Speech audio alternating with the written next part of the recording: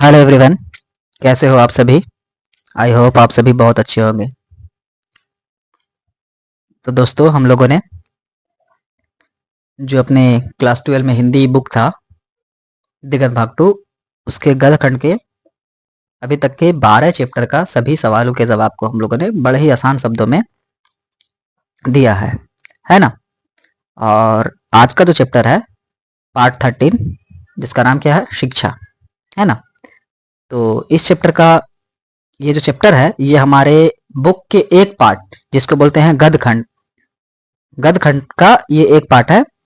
और ये गदखंड का जो पार्ट है ना, उसमें से ये आखिरी चैप्टर है। ठीक है, तो थोड़ी सी एंजॉय कर सकते हैं आप लोग कि आप लोगों ने एक पार्ट अपने हिंदी बुक का खत्म कर लिया है ना? तो आज इसमें से जो भी सवाल है उन सभी को हम लोग बड़े ही आसान शब्दों में हल करेंगे। ठीक है, और ये चैप्टर बड़ा ही इंटरेस्टिंग होने वाला है। क्यों? क्योंकि इसमें आप लोग अभी तक जो कुछ भी पढ़े हो ना, उससे बहुत से ऐसा मैसेज इसमें से आपको मिलेगा जो आपके लाइफ में काम आने वाला है। एक एजुकेशन का जो मेन पर्पस है वो आपको इसमें सिखाया गया है इस चैप्टर में। ठीक है, शिक्षा का जो मेन मकसद होता है, शिक्षा क्या चीज है, हमें शिक्षित क्यों होना चाहिए, ये इस चैप्टर से आप लोगों को सीखने को मिलेगा। ठीक है, तो चलिए बढ़ते अपने सवालों की तरफ और हल करते हैं बड़े ही प्यारे अंदाज में। ठीक है, चलिए देखते हैं अपने पहले सवाल को। क्या है? शिक्षा का क्या अर्थ है एवं इसके क्या कार्य है, स्पष्ट करें। ये VBI सवाल है बच्चों। ठीक है, ये क्या है? VBI सवाल है। तो जो VBI होता है मैं उसे क्या करता हूँ, VBI लिख देता हूँ, जो कि एग्जाम के पॉइंट ऑफ व्यू से इंपॉर्टेंट होता है। ठीक है, देखिए उत्तर है, शिक्षा का अर्थ है जीवन की सच्चाई की खोज करना। शिक्षा का असली काम है कि वो हमारे पूरे जीवन को समझने में हमारी मदद करे और एक ऐसे माहौल बनाने के लिए प्रेरित करे जहां हर कोई स्वतंत्र हो, यानी कि आजाद हो। शिक्षा का काम सिर्फ नौकरी और व्यवसायों के जरिए पैसा कमाना नहीं है। ये है आपका आंसर। ठीक है, मैं इसे एक्सप्लेन करता हूं। देखिए, कहता है कि शिक्षा का जो सबसे बड़ा अर्थ अगर हम लोग माने तो उसका मतलब ही होता है कि सच्चाई को खोज करना, है ना? शिक्षा का असली काम ही होता है हमारे सच्चाई को खोज करना, अपने पूरे जीवन को समझना, है ना? अपने पूरे जीवन को समझना ही क्या होता है, शिक्षा होता है। और हमारे जीवन को समझने के लिए कि हम अपने जीवन को किस तरह से आगे ले जाएंगे, हमारे पूर्वजों ने जो दुख सुख सहा है, उन्होंने जो तकलीफ सहा है, वो हमारे आने वाले जनरेशन ना सहे, इसके लिए हम लोग क्या काम करें, ये सब कहाँ से मिलता है? तो ये सब मिलता है शिक्षा से, है ना? है कि नहीं? और बोलता है कि शिक्षा का सबसे बड़ा जो एक और महत्व है वो है हमें एक ऐसी समाज को बनाना जहां पे हर कोई स्वतंत्र हो, हर कोई अपनी आजादी को जिए, अपनी आजादी से हर काम को कर सके, है ना? मेन। ठीक है, चलिए देखते हैं अपने अगला सवाल को। बोलता है जीवन क्या है, इसका परिचय लेखक ने किस रूप में दिया है। देखिए, जीवन का अर्थ है अपने लिए सत्य की खोज करना, और यह तभी संभव है जब स्वतंत्रता हो, जब हमारे अंदर में सतत क्रांति की ज्वाला प्रकाशमान हो। ठीक है, बोलता जीवन क्या है, तो जीवन है एक सच्चाई की खोज करना। ठीक है, और ये तब संभव होगा जब हम स्वतंत्र होंगे।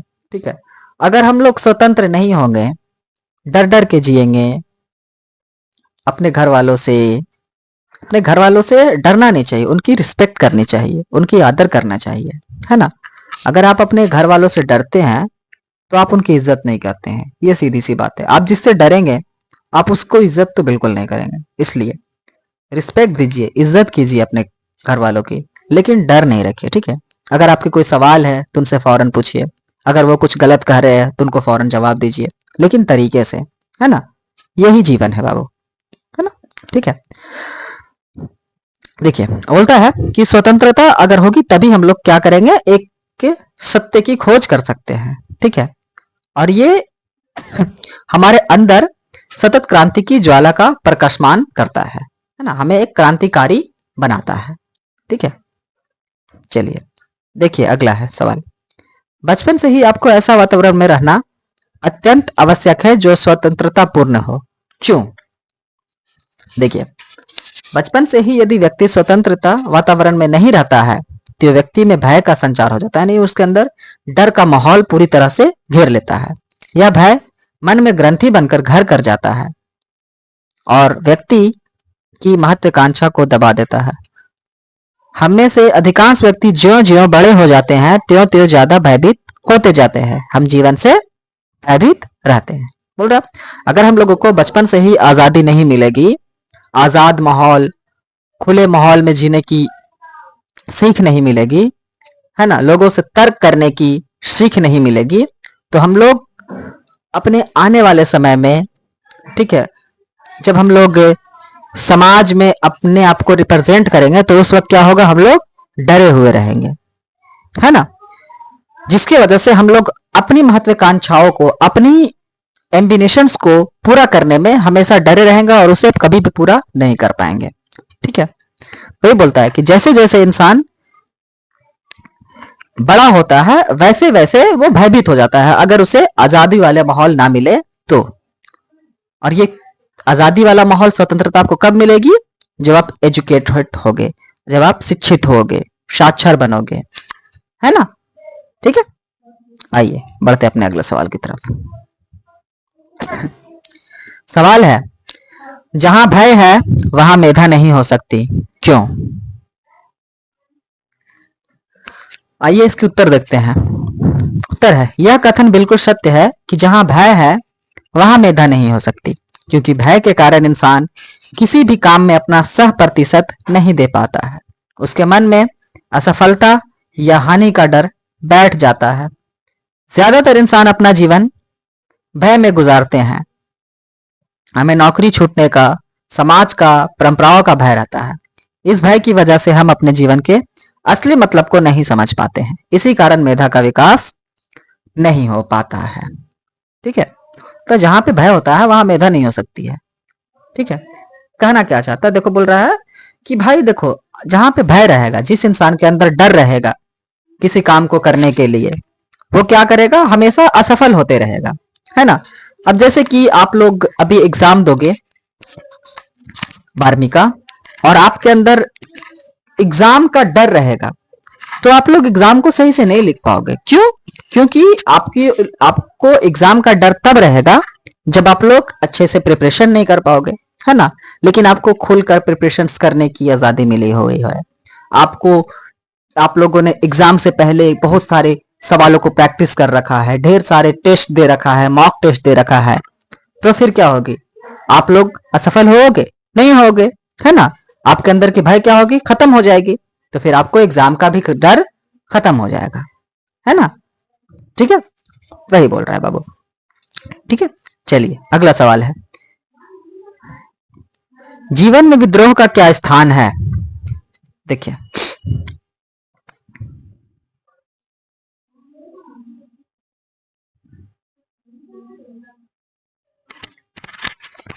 आइए देखते हैं इसके आंसर को। बोलता है, जीवन में विद्रोह का महत्वपूर्ण स्थान है। मनुष्य इस जीवन की गहराई, इसकी सुंदरता और इसके ऐश्वर्य को तभी महसूस कर पाएगा जब वो प्रत्येक वस्तु के खिलाफ विद्रोह करेगा। जब हम संगठित धर्म, प्राचीन परंपराओं तथा इससे सड़े हुए समाज के खिलाफ विद्रोह करेंगे, तभी एक मानव की भांति सत्य की खोज कर पाएंगे, है ना। अब देखिए, लेखक बोलते हैं कि देखो, विद्रोह जो है वो इंसान के लिए जीवन में बहुत जरूरी है। अगर इंसान गलत चीजों के खिलाफ विद्रोह नहीं करता है, पुरानी परंपराएं जो कि इंसान को वाकई में उसे लगता है कि हाँ भाई ये गलत है, ये परंपराएं गलत है, जैसे औरतों को घर में बंद करके रखना, औरत को समाज में स्थान नहीं देना, है ना, बच्चों को काम पर भेजना, ये सब क्या है, ये पुरानी परंपराएं हैं, है ना। छोटी छोटी बच्चियों का बाल विवाह करवा देना, ये सब क्या है? पुरानी परंपराएं हैं। छुआछूत करना, है ना, एक जाति को ऊंचा दिखाना और दूसरे को नीचा दिखाना, ये सब क्या है? तो पुरानी परंपराएं हैं। अगर हम इन सब चीजों का विद्रोह नहीं कर पाएंगे तो ना तो हम स्वतंत्र हो पाएंगे और ना ही हमारे आसपास के सामाजिक लोग। इसीलिए जीवन में विद्रोह का खास स्थान है कि हमें गलत के खिलाफ विद्रोह करना चाहिए। ठीक है, वही बोलता है कि अगर हम लोग एक अच्छे मानव जाति की खोज करना चाहते हैं, एक अच्छा समाज बनाना चाहते हैं, तो हमें हर उस गलत काम का विद्रोह करना चाहिए जो हमारे समाज को पीछे और प्राचीन समय में ले जाती हो, या फिर उस सड़े हुए समाज की तरफ ले जाती हो जिसमें सिर्फ और सिर्फ इंसान को तुच्छ समझा जाता था। ठीक है, आइए अगला सवाल, व्याख्या करें। यहां प्रत्येक मनुष्य किसी ना किसी के विरोध में खड़ा है और किसी सुरक्षित स्थान पर पहुंचने के लिए प्रतिष्ठा, सम्मान, शक्ति व आराम के लिए निरंतर संघर्ष कर रहा है।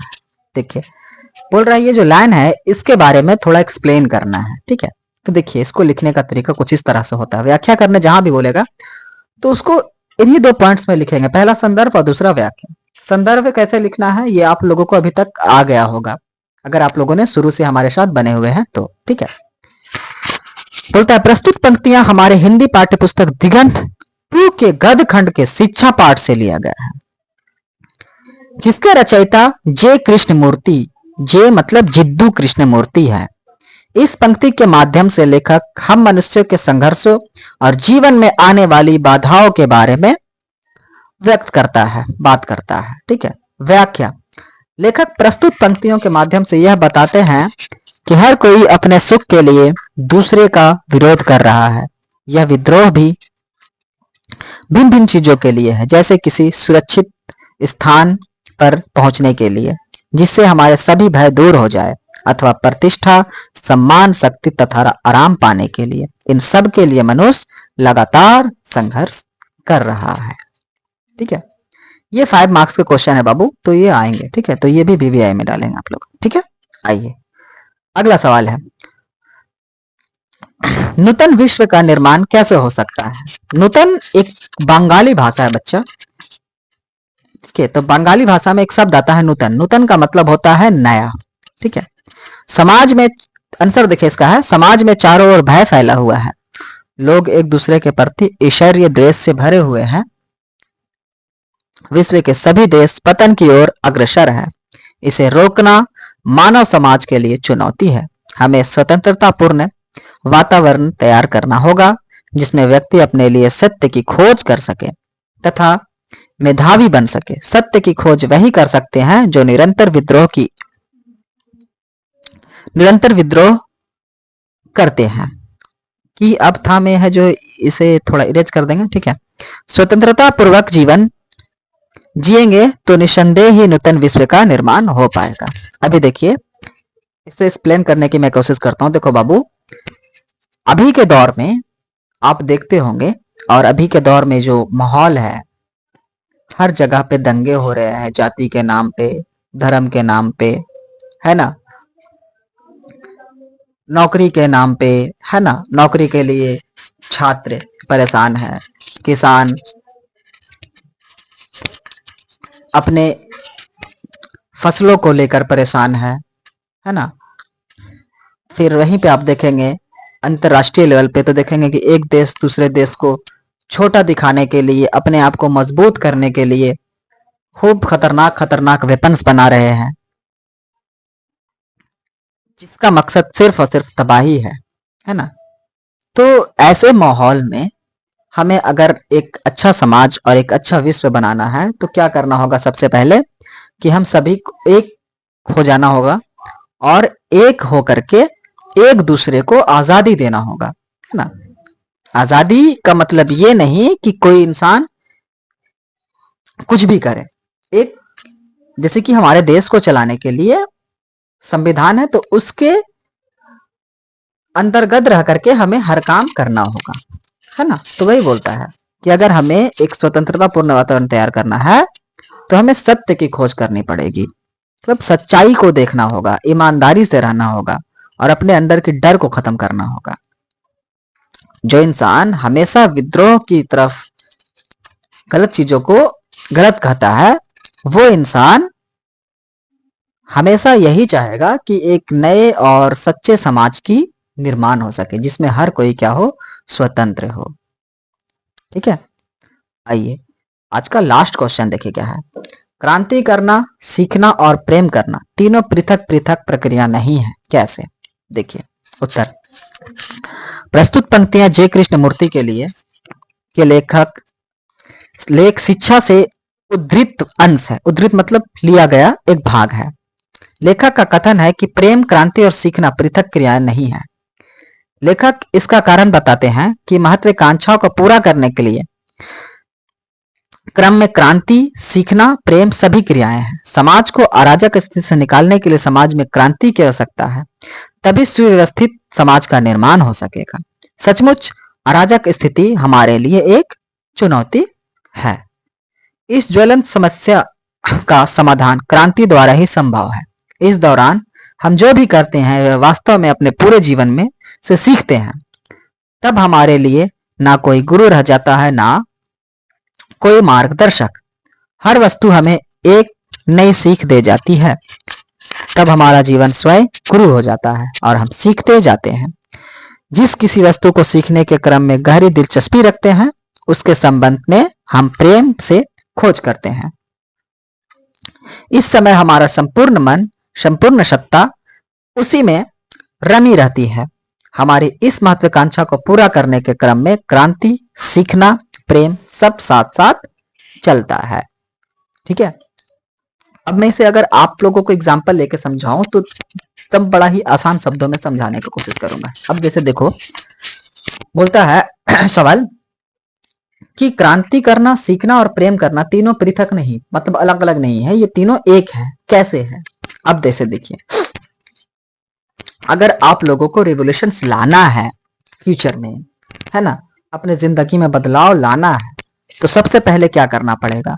शिक्षा हासिल करना पड़ेगा, नए नए चीजें सीखनी पड़ेगी, है ना। और अब जब और आप जब कुछ सीखेंगे तो आपको उससे लगाव हो जाएगा सीखने में। जैसे कि कोई बच्चा मैथ्स बनाने में बहुत ज्यादा एक्सपर्ट है, ठीक है, तो वो क्या करेगा, उस मैथ्स से वो सीखते सीखते सीखते उससे प्रेम हो जाएगा, है ना। वो बिना मैथ्स के, मतलब उसी के अंदर तो चहल पहल रहेगी, वो हर रोज मैथ्स के पीछे पागल रहेगा, उसके पीछे लगा रहेगा, और वो मैथ को सीखते सीखते उससे प्रेम करेगा, और आने वाले टाइम में वो क्या करेगा, मैथ्स का एक्सपर्ट बन जाएगा।